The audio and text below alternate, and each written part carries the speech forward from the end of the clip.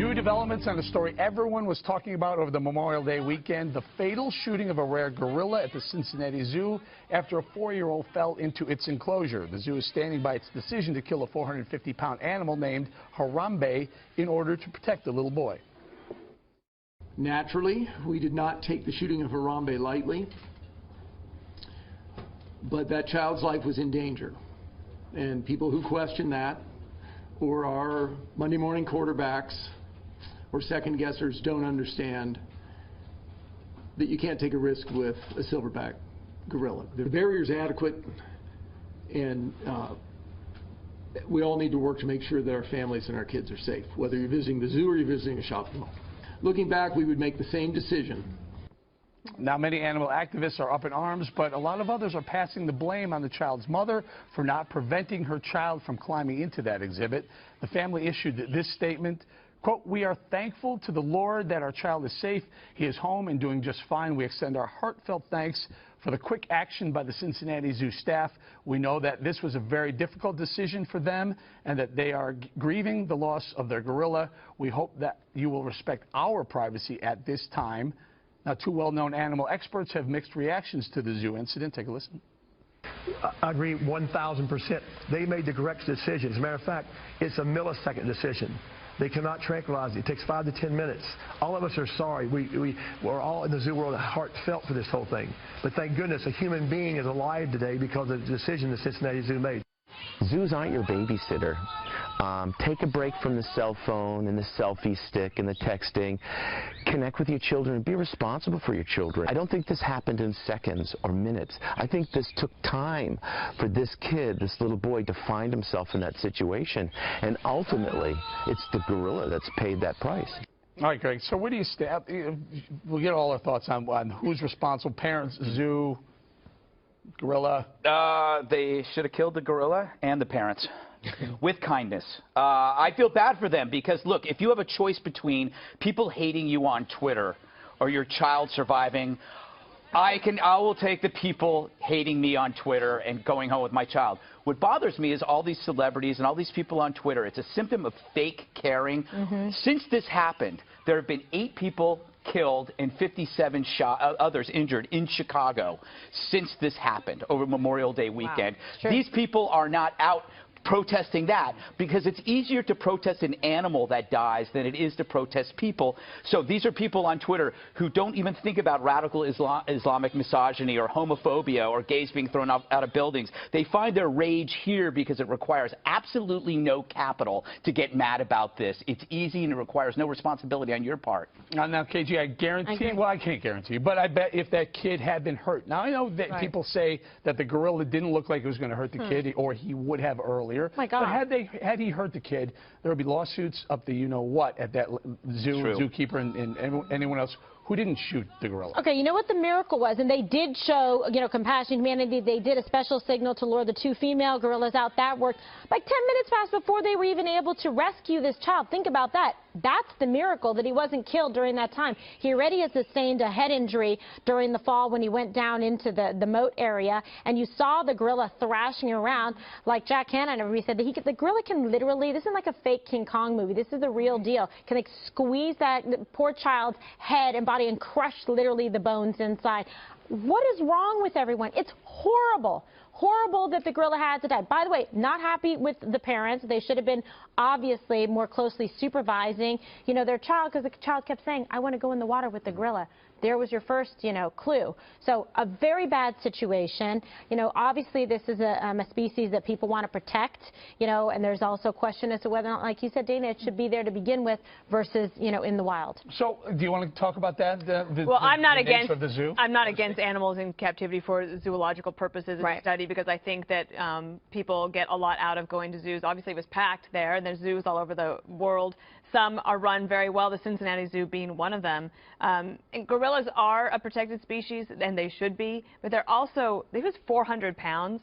And Gray Stafford, who is a zoologist in Arizona, you guys might know him, he's been on Fox before, talking to him, and he said that you can't tranquilize an animal like this because it makes you more agitated at first. So then I think that they did take the right action. I'm also surprised at the judgment against other parents because obviously we don't have video of how he got into the enclosure and what was happening right beforehand. But we all know that in a split second things can happen, especially if a kid is 3 or 4 years old, or if you're like walking across the street and seeing somebody almost get hit by a car because they're not paying attention. Stuff happens to humans. I think that they made the right decision, and it's too bad that people sit on their couch fomenting their anger. I thought your point about Chicago was a very good one. Thank you. One, can I throw this at you, and I agree with everything that's been said here, but I'll play a little devil's advocate here. What about enclosures in zoos that are open enough for a child to find its way into a 450-pound gorilla? Well, the thing is, what I read, it was a 38-year-old enclosure. That thing's been there 38 years. Obviously, it's the first time anything like this ever happened. Excellent safety record. And it was just inspected like less than a year ago, no problem according to the inspection. So, to me, I don't understand a lot of things with the zoo enclosures. Like I know in Washington, sometimes I'm amazed you see parents prop their little kids up on the rail to take a picture. Or hold the kid over the rail, like, that Michael Jackson famous picture in the hotel. And I think, why are you doing that? To me, it's lunacy. But parents do it, and I think there's a sense that, oh, nothing's going to happen. Like the kid really can't get in. Well, this kid not only got over the railing, he then gets through a fence, and then he falls down. I mean, what are the odds of that? But I just, I can't get away from the idea that the zoo made the right decision. I don't think there was any other decision to be made. It's human life versus animal life. And I understand from people, so I have friends who are strong animal activists, but I don't think that a dog isn't human. I don't think a gorilla is a human. I understand an endangered species, but, I think you got to make a call. Jack Hanna, by the way, who used to be at the Cincinnati Zoo, said the same thing.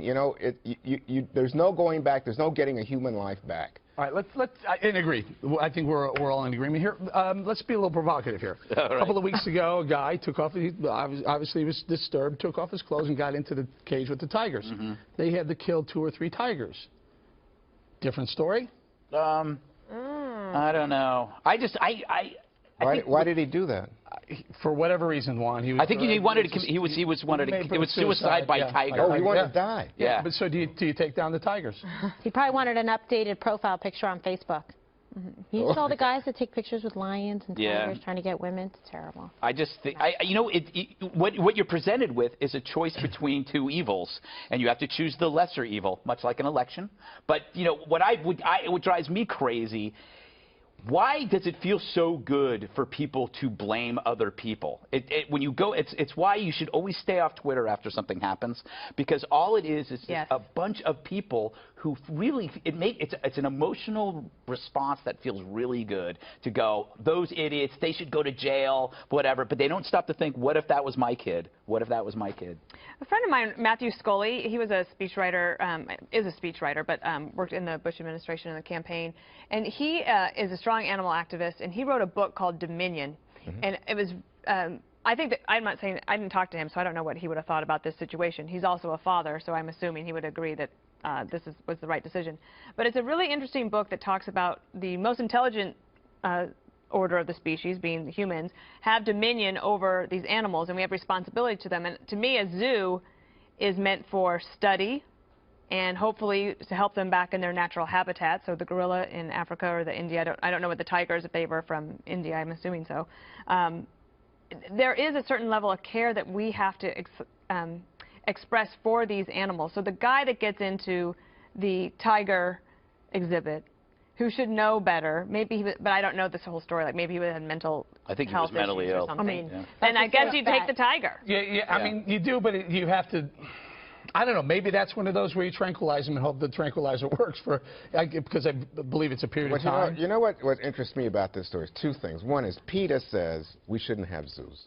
Right. That animals are complex and they have great needs, and we can't satisfy the needs. And they're basically there for our voyeuristic instinct, which is we oogle these animals, but the animals want to be in the wild. They want to be where they naturally are. We wouldn't like being confined, right? But that's an error on your part. Tell me. Because you're actually transferring human emotion to an animal. You're saying, I wouldn't want to be in a cage. No, I wouldn't. We're confined to this table. I'm tied in. Otherwise, I'd be up walking around. Are you comparing yourself to wrong about this? A sexy beast? You think Yes. Peter's wrong? I believe Peter's completely wrong on this because Tell me the why. zoo portion of the business actually generates a profit, so that the argument. other side, But you know the problem with that one is that you talk to like these people who take part in canned hunts, you know, where they have animals confined. Yeah, that's sometimes, different. And they shoot them. They say, oh, but we give money back to the take care of these animals. Some people say they But, conserve and zoos and animals. circuses are different.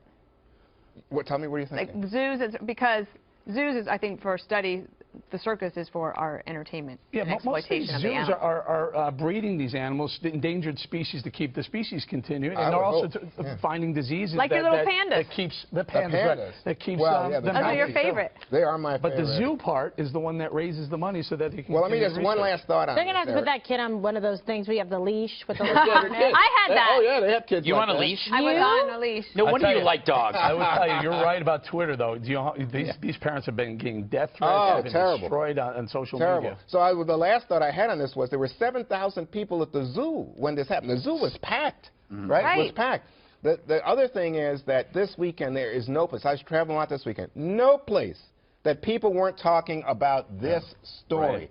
And then it quickly got into what Greg was saying about the parents, and one of the parents had a criminal record. Yeah. What kind of parents are these? Are they married? I'm like, wow. The parents took a rough beating here. All right. We got to go. They're teasing us right ahead.